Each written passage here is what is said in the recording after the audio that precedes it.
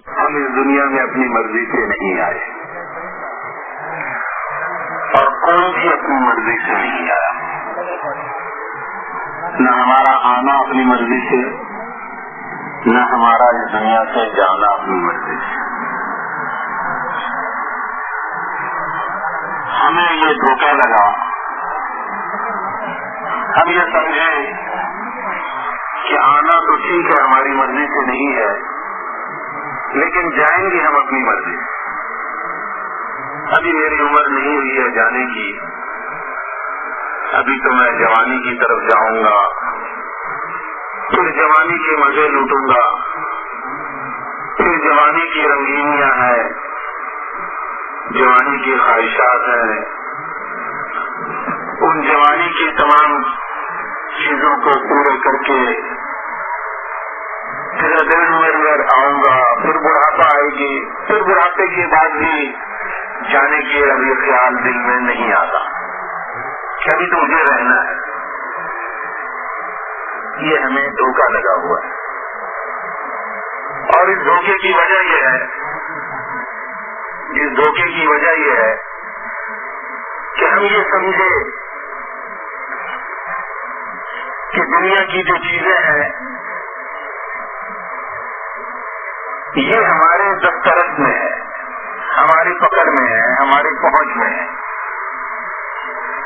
اس دنیا کی جو چیزیں جتنی ہم حاصل کر لیں گے، اس دنیا کی جو چیزیں جتنی ہم حاصل کر لیں گے اتنی مزے آئیں گے، اتنے ہی مزے آئیں گے. ہمارے حاجی عبدالحق صاحب پہلے قصہ بہت سناتے تھے بیان میں، اب تو نہیں سناتے، لیکن یہ میں 1975 کی بات کر رہا ہوں. آج سے کتنے سال پہلے ہو؟ 35 سال. تم میں سے اکثریت اس وقت پہلے ہی نہیں ہوئی ہوگی، عالم ارواح میں بھٹک رہے ہوگی. ان دنوں ایسا بہت بیان میں یہ فرماتے تھے کہ ایک میکسیکی تھا، سمندر کے کنارے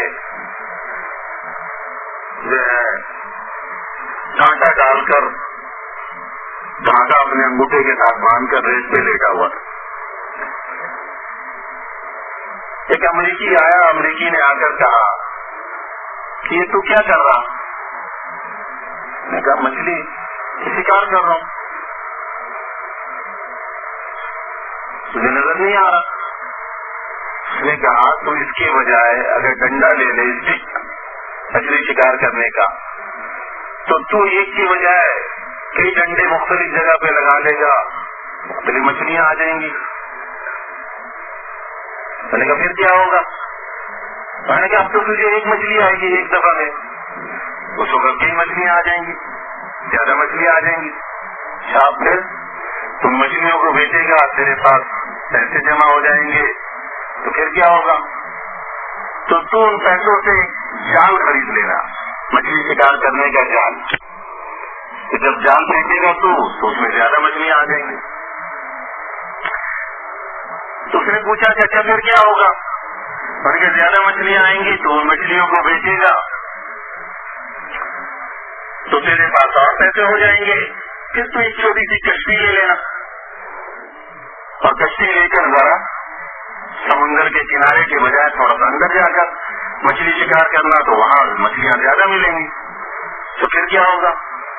میں نے کہا پھر زیادہ مچھلیاں تو شکار کر کے بازار میں لے جا کر اس کو بیچے گا، میرے پاس اتنی مچھلیاں ہو جائیں گی کہ تو ایک لانچ لے لینا، موٹر لانچ، اتنے پیسے ہو جائیں گے. پھر وہ موٹر لانچ لے کے تھوڑا اور گہرے سمندر میں چلے جانا. جب اور گہرے سمندر میں تم جاؤ گے تو وہاں کیا ہوگا؟ تو وہاں اور مچھلیاں تمہیں ملیں گی، زیادہ مچھلیاں ہوں گی. اپنے ساتھ ایک دو آدمی بھی رکھ لینا، پھر زیادہ مچھلیاں لے کر وہ بیچنا. پھر تم ایک اسٹیمر لے لینا، پیسے اتنے ہو جائیں گے تمہارے پاس کہ ایک بڑا اسٹیمر لے لینا. تیرے پاس عملہ ہوں گے، عملے کے لوگ ہوں گے، مچھلیاں شکار کر رہے ہوں گے، تم نگرانی کرنا، دیکھنا. پھر تمہارے پاس اتنے پیسے ہوں گے کہ تم ایک بحری جہاز خرید لینا. بحری جہاز خرید کے کیا کروں گا؟ پھر تم سمندر میں بحر سمندر میں ہر جگہ مچھلیاں شکار کر کے ساری دنیا میں مچھلیاں ایکسپورٹ کرنا اور بڑے تمہارے پاس پیسے ہو جائیں گے. پھر کیا ہوگا؟ میں نے کہا پھر ان پیسوں کے ذریعے سے تو اپنا گھر بنانا, شادی کرنا, پھر تیرے بچے ہوں گے. اچھا پھر کیا ہوگا؟ میں نے کہا پھر مزے سے اس میں تو آرام کرنا. تو اس نے کہا اب میں کیا کر رہا ہوں؟ ابھی تو میں مزے سے یہاں پہ لیٹا ہوا ہوں. تم جو اتنے لمبے چکر کے بعد تم نے کہا مزے سے آرام کرنا, اب کون سا میں بغیر مزے کی یہاں لیتا ہوں؟ میں تو مزے سے لیتا ہوں, مجھے کوئی تکلیف نہیں ہے. اتنا لمبا چکر لگا کر پھر میں مزے کروں؟ میرے عزیزوں, ہمارا بھی حال اس امریکی کی طرح ہے. اب یہ کر لو, اب یہ کر لو, اب یہ ڈگری حاصل کر لو, اب وہ ڈگری حاصل کر لو, اور پھر کیا ہوگا, پھر کیا ہوگا, پھر کیا ہوگا, پھر یہ ہوگا, پھر یہ ہوگا, پھر یہ ہوگا, پھر تو مزے کرنا. اتنے لمبے چکر کے بعد میں مزہ ہے. اور ہم یہ بتا رہے ہیں کہ ہمارا آنا اپنی مرضی سے نہیں, ہمارا جانا بھی اپنی مرضی سے نہیں. جب یہ دونوں چیزیں اپنی مرضی سے نہیں ہیں تو بیچ کا یہ وقت کیوں ہم اپنی مرضی سے گزار کے ضائع کر رہے ہیں, اپنا نقصان کر رہے ہیں؟ یہ جو درمیان کا وقت ہے اس کو کیوں ضائع کر رہے ہیں؟ یہ ہمارا بیچ کا وقت اس کی مرضی کے تابع ہو جس کی مرضی سے ہم آئے ہیں, اور اسی کی مرضی کے تابع ہو جس کی مرضی سے ہم جائیں گے, تو پھر مزے ہی مزے ہیں, مزے ہی مزے ہیں, مزے ہی مزے ہیں. لیکن کیا کریں, جس پڑھائی میں ہم سب لگے ہوئے ہیں, جس پڑھائی میں ہم سب لگے ہوئے ہیں, یہ ہماری پڑھائی وہ زہر ہے کہ جس نے ہمارے دل, دماغ, ہمارے روح کو پراگندہ کر دیا, ایسا ماؤس کر دیا کہ ہمیں کچھ نہیں سمجھ میں آتا. ہم غلط کو صحیح سمجھ رہے ہیں اور صحیح کو غلط سمجھ رہے ہیں.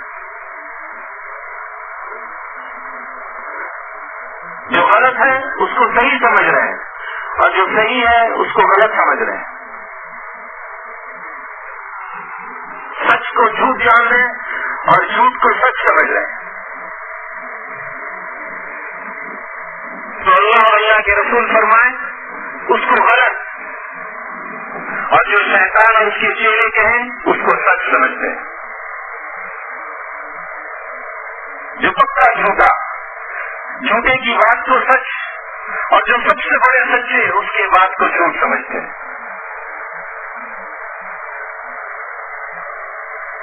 ایک بادشاہ نے اپنے وزیر سے کہا کہ میرے 3 سوالوں کا جواب دے دو, اگر ان 3 سوالوں کا جواب دے دو گے تم تو ٹھیک ہے, اور اگر ان 3 سوالوں کا جواب نہیں دیے تو گردن بزن. بادشاہوں کی یہاں تو یہ عام بات تھی, چاہے وزیر ہو چاہے فقیر ہو, اگر ان کی مرضی کے خلاف ہوا تو گردن اڑا دو, گردن اڑا دو. کیا 3 سوال؟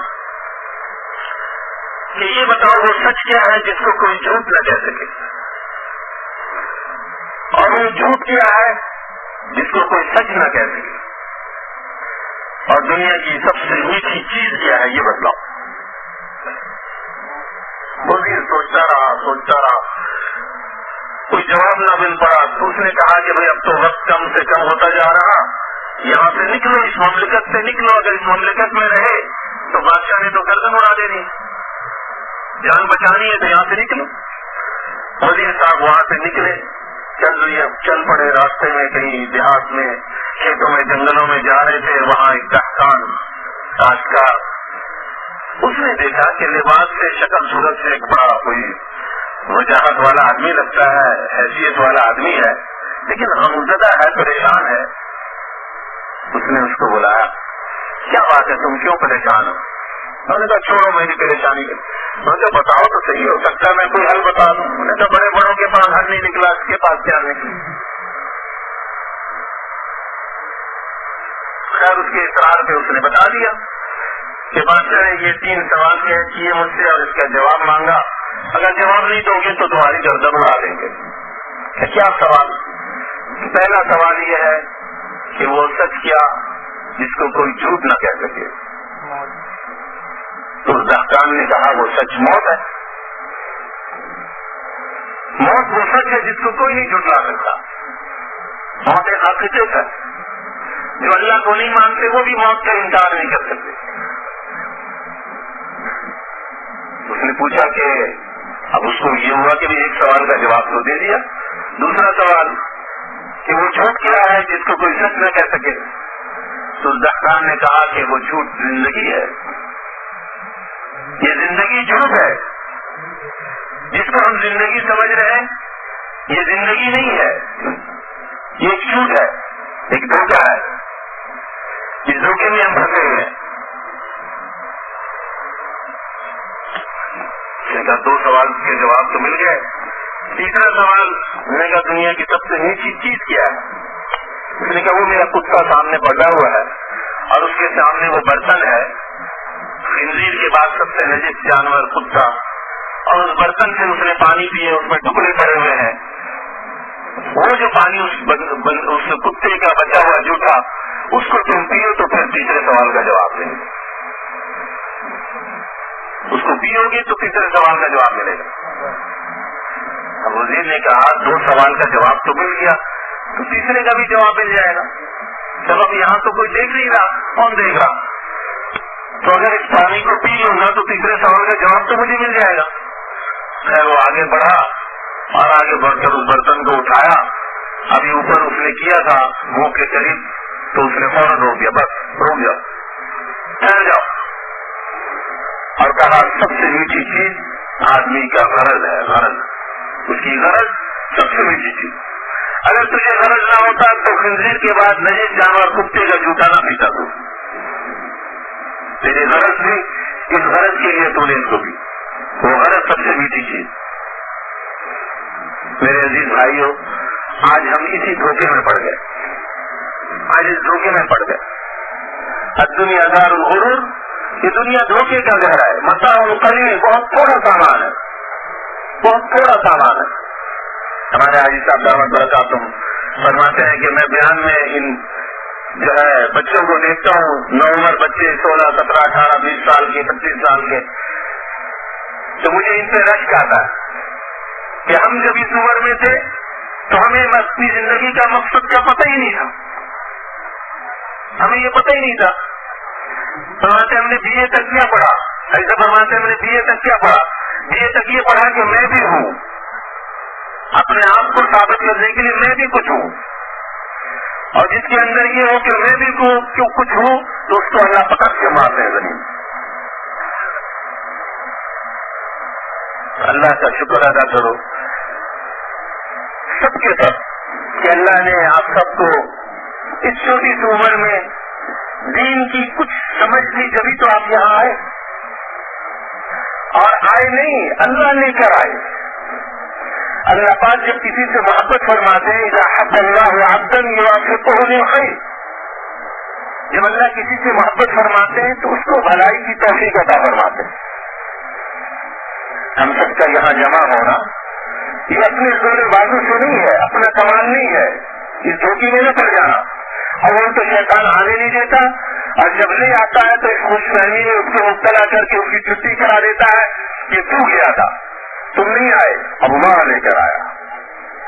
یہ سعادت بزور بازو ہے, تانا بخشت خدا ہے بخشندہ. یہ اپنے زور بازو کا کمال نہیں ہے, یہ اللہ کی دین ہے کہ اس کی محبت کی نگاہ پڑی, اس کی الفت اور انتفاق کی نگاہ پڑی, جس کے صدقے میں وہ ہمیں یہاں قید کر لیا ہے, ورنہ لاکھوں باہر کر رہے ہیں. اب اللہ دیکھیں گے کہ میرا یہ بچہ,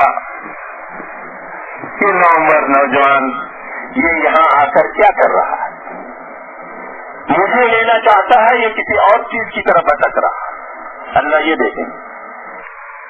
عبداللہ ابن مبارک رحمۃ اللہ علیہ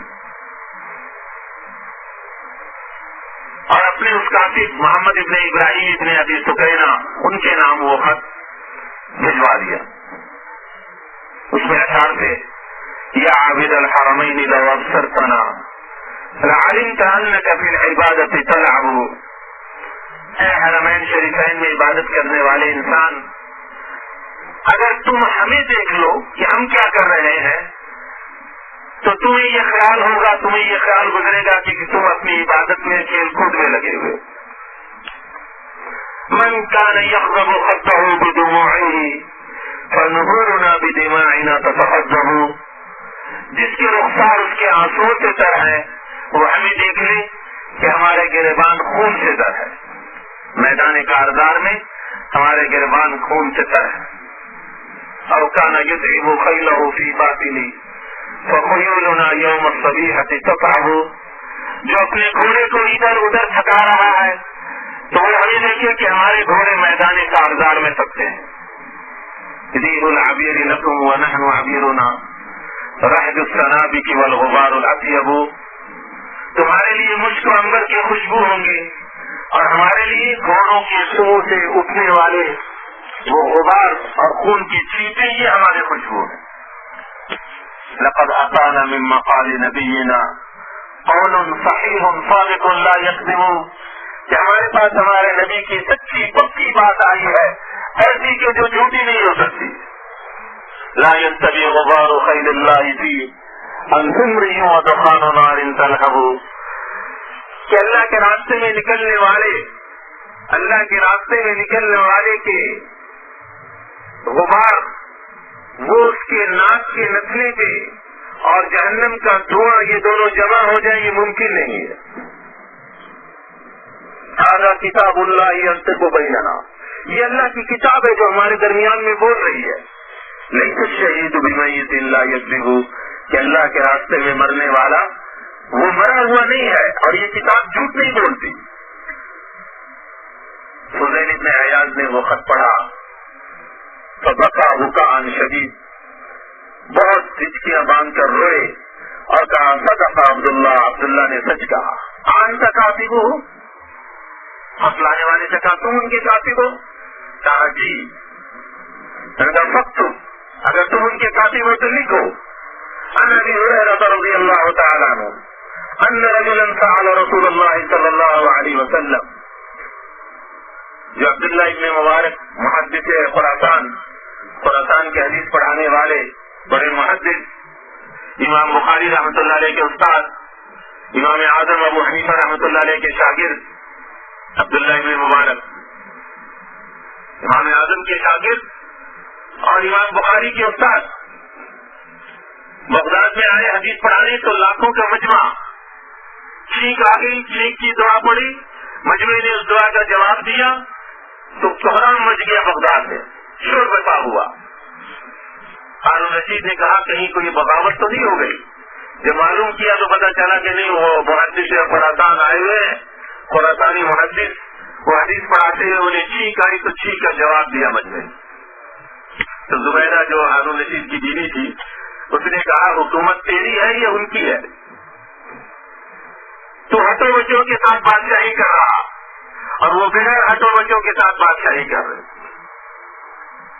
امام زین العابدین طواف کرنے آئے تو جہاں جہاں وہ آگے سے گزرتے جاتے تھے راستہ خود بخود بنتا جاتا تھا, راستہ خود بخود بنتا جاتا تھا.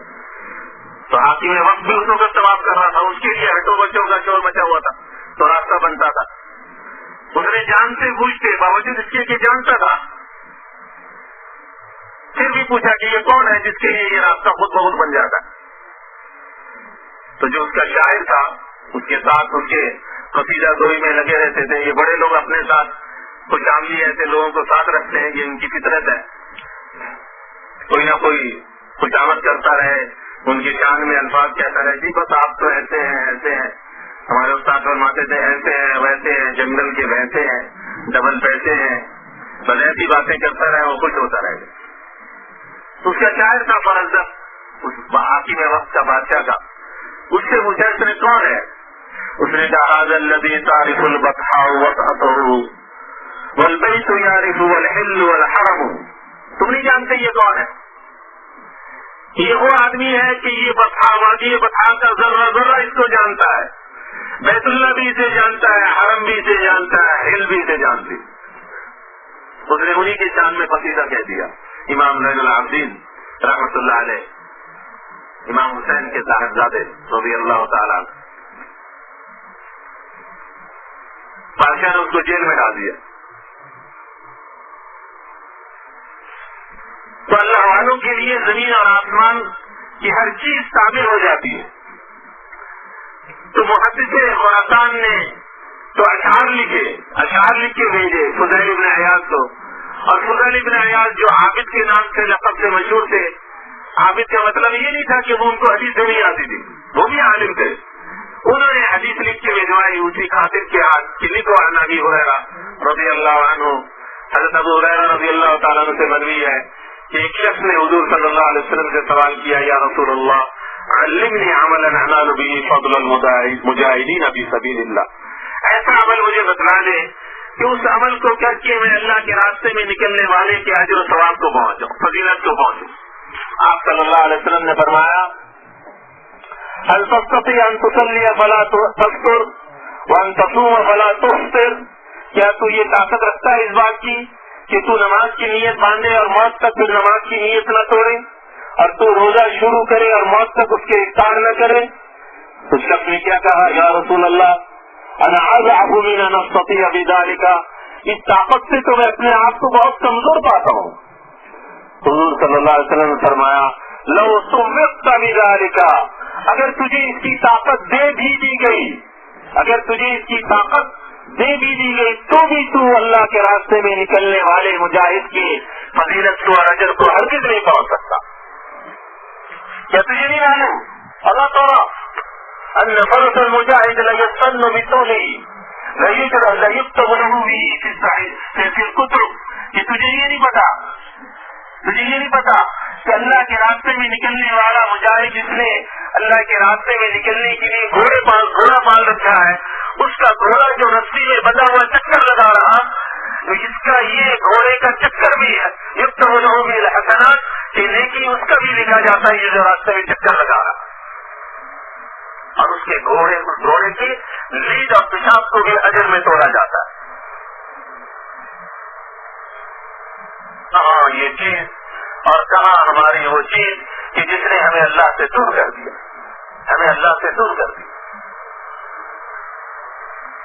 اس لیے اب تک تو لگا جو میرے پاس وہاں آتے رہتے ملنے کے لیے، میں ان سے یہ عرض کرتا ہوں، میں نے کہا دیکھو جس پڑھائی میں تم لگے ہوئے ہو، یہ ساری پڑھائی ہر آن ہر گھڑی تمہیں اللہ سے دور کرنے کی چیزیں ہیں. یہ زہر ہے، پوائزن ہے جو اندر دل میں سرایت کر رہا. اور ہم سمجھتے کیا ہیں، یہ جو طبقہ ہمارا، کوئی فزکس میں ماسٹر لینا چاہتا ہے، کوئی کیمسٹری میں، کوئی بیولوجی میں، کوئی کمپیوٹر میں. اب تو کمپیوٹر کا دور چلا ہوا ہے، اور جس کو کمپیوٹر آتا ہے وہ سمجھتا ہے میں اس کے پاؤں زمین پہ ٹکتے ہی نہیں ہے، زمین پہ اس کے پاؤں نہیں ٹکتے. کل تک جب اس کو منہ دھونا نہیں آتا تھا، اپنے کپڑے کے پیشاب پخانا کرتا تھا، اس کی ماں، اس کا باپ، خالہ، پھوپھی، بہن، دادی، نانی وہ اس کو نہلاتی اور دھلاتی تھی. آج اس کو تھوڑی سی ہوش آ گئی تو یہ کیا کہتا ہے اپنی ماں سے، اپنی آپ کو پتہ ہی نہیں ہے، بس اپنے باپ سے کیا کہتا ہے آپ سمجھتے ہی نہیں ہے. تو یہ طبقہ یہ جو یہاں بیٹھا ہوا، اس زہر نے، وہ جو جس تعلیم میں لگے ہوئے اس تعلیم کے زہر نے یہ اثر کیا کہ وہ یہ بول پڑا کہ اب وہ آپ کیا سمجھتے، بس آپ کو پتہ ہی نہیں ہے دنیا میں جناب، اب ایسی باتیں کر جاتے ہیں. کل کو اس کو ہگنے مچنے کی خبر نہیں تھی، آج اپنے باپ کو کہہ رہا ہے کہ آپ کو کیا پتا،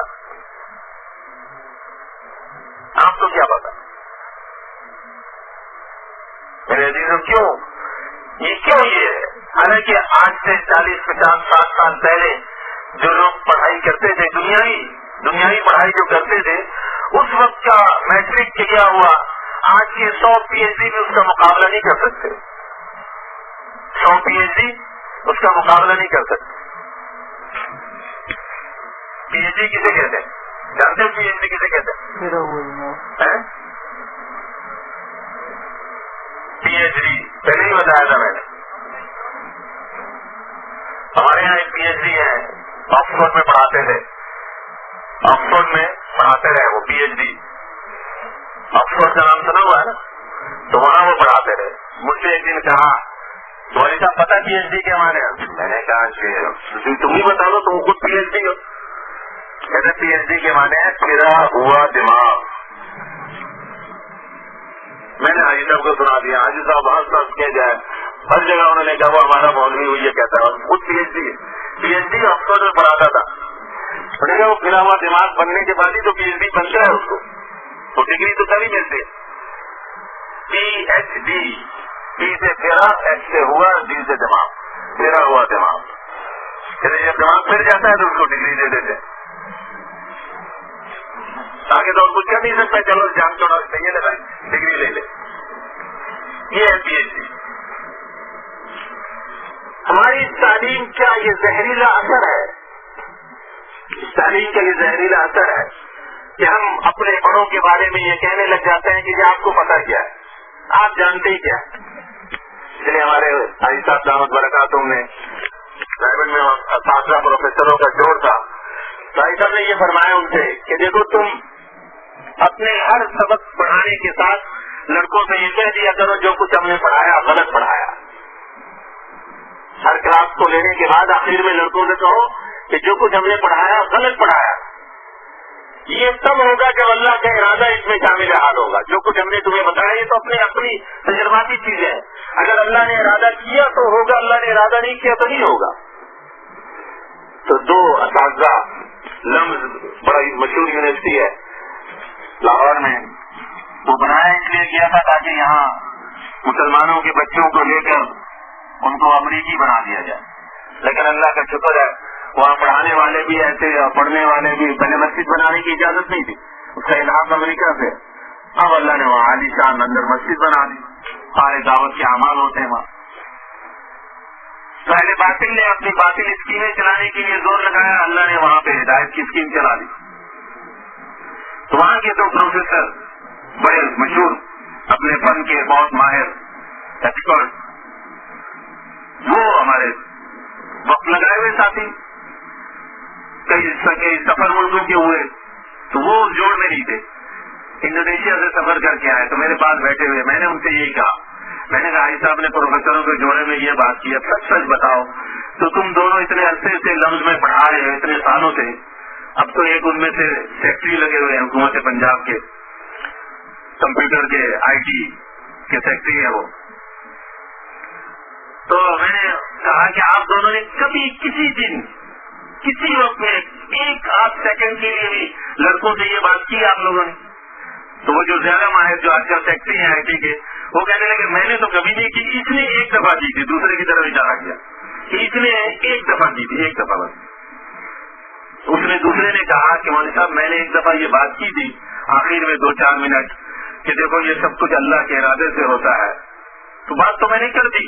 تو 3 سال یا 5 سال کے بعد میرے ایک اسٹوڈنٹ نے مجھے فون کیا پنڈی اسلام آباد سے، کہنے لگا کہ سر آپ نے اتنے سال پہلے میں آپ سے پڑھا ہوں اور آپ نے ایک دن کلاس میں وہ بات کی جو کبھی بھی نہیں ہوتی تھی، وہ ہمارے سبجیکٹ سے اس کا کوئی تعلق نہیں تھا. تو مجھے اس وقت اتنی بری لگی وہ بات کہ یہ سر کیا عجیب بات کر رہے ہیں، یہ کیا بات ہوئی کہ اللہ کر دیں، ہماری سے نہیں ہوگا اللہ سے ہوگا، یہ عجیب بات کیوں کی. لیکن سر آج میں اس بات کا اعتراف کر رہا ہوں اور آپ سے معافی مانگتا ہوں کہ وہ جو آپ نے بات کی تھی آج میں وہ بات سمجھ گیا ہوں کہ واقعی وہ بات ایسی ہے جیسے آپ نے کی. 5 سال کے بعد اس کو وہ بات یاد آ گئی اور سمجھ میں آ گئی، اس نے ہماری زندگی میں دیکھ لیا کہ جو کچھ ہم پڑھ رہے ہیں یہ وہ تو ایسا ہمارے فرماتے ہیں نا کہ لاکھوں روپے خرچ کر کے اپنے ایمان کو ذبح کروا رہے ہیں. سب ایمان کا مذبح خانہ ہے.